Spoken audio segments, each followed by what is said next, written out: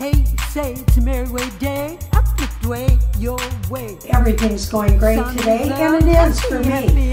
Sexism. I'm talking about sexism from a misogynistic group of people who are out there who are railing and feeling good. The cougars are out in droves these days. They're dating younger men and without any apologies. My lying about my age started when I was very young.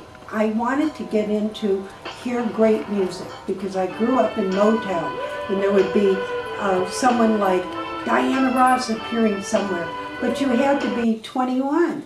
And I was only 16. You won't believe it. I can feel it in my bones. Any day you'll be gone. Oh, baby, I'm losing you. Losing you. We get fake ID just to go to those type of things. This was part of my homework. This was going to be my future career. Not singing, but performing. I already knew that. As I grew up a little bit older, I was going out for a part. Was one of the leads in a Clint Eastwood film, and the producer called. So I answered the phone. Hello?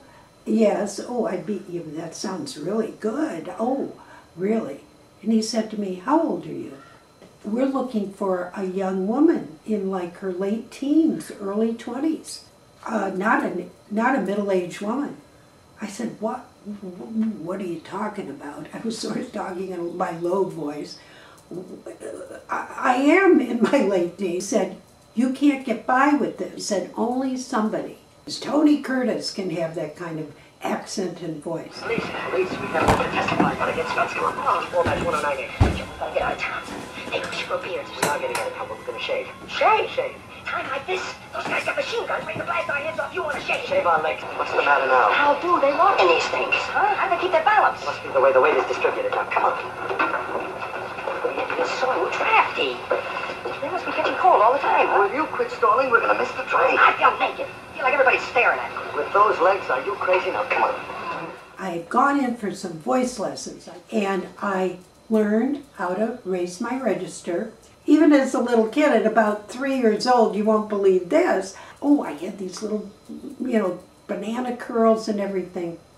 They'd say, what's your name? My name's Merrie Lynn. Oh, don't bother me now. I had a low, gravelly voice as a kid. It was unique coming out of a face like this. But raising the bar, and you can hear I can bring it up. Otherwise, some of us are talking here in our throat. That sounds older. And I can remember telling my mother, Mother, I've got to get a different hairdo. I have to look older. I'm not getting these parts because I'm too young. She said, don't worry about that, honey. You will be old enough soon enough. And by the way, your voice will lower naturally, very low.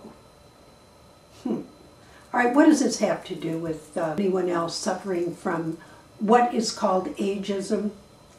The real ageism is kind of a tragic story. When you go out to buy a pair of shoes, if you're a woman, and you're thinking, oh, I'm going out on a hot date, you're going to get the highest shoes you can, even if you're stumbling on them. And then it got so crazy that we had Lady Gaga, whose shoes were like stilts. She was up there 12 inches or so, and what did she do? She threw her hip out and had to have an operation.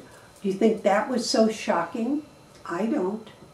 But let's talk about the beauty of aging as yourself and not talking about age, eliminating that.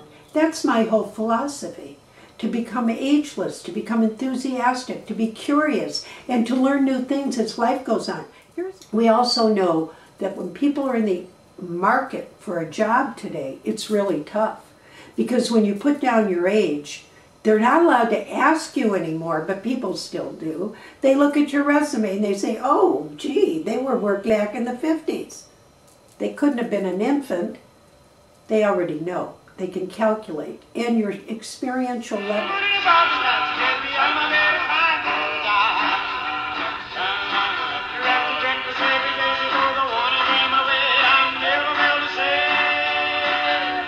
That's the truth. They go out for work and they really aren't in the technological age. They can't move their fingers, including me, on a computer like I see my friends at Apple. They're like whizzes. And I asked them, one guy, how is it that you can see the screen like that and pick everything up? He said, oh, it's sort of like lazy vision. I just do that. Well, I started practicing that. That was a technique. He was doing it. He told me what he thought it was, and I used it.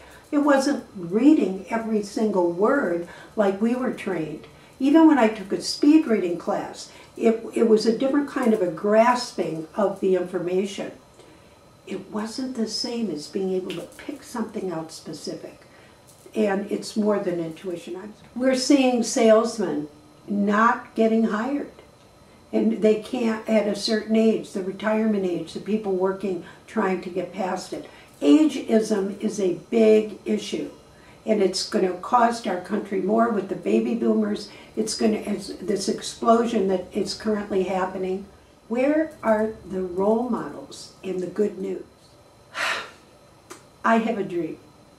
My dream started very young when I saw a film with Ruth Gordon. She went into acting, I think she was 70-something. I said to myself, wow, if I ever stop acting, I'm going to come out when I'm that age and I'm going to have a ball. Because Ruth Gordon in Harold and Maude was unbelievably attractive. And in a sense that you want to be like her soul. Last Sunday, I left International Airport in Los Angeles, and I got to Kennedy at about 5 hours after that. Nice way to spend Sunday afternoon, and it was a lovely trip. But I'm telling you, that's really progress. But on the Fall River line, there was a lot more action than there was. We have our Betty White. Betty White's done it all.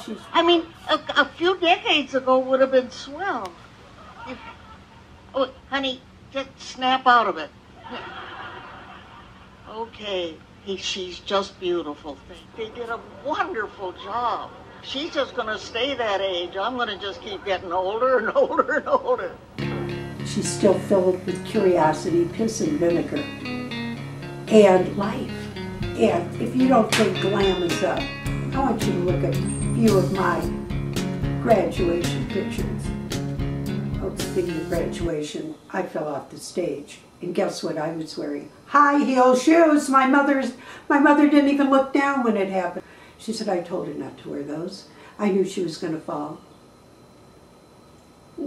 So, big hugs. I'll be back. This was just a test run. I love you all. If you like what we're doing here, let us know.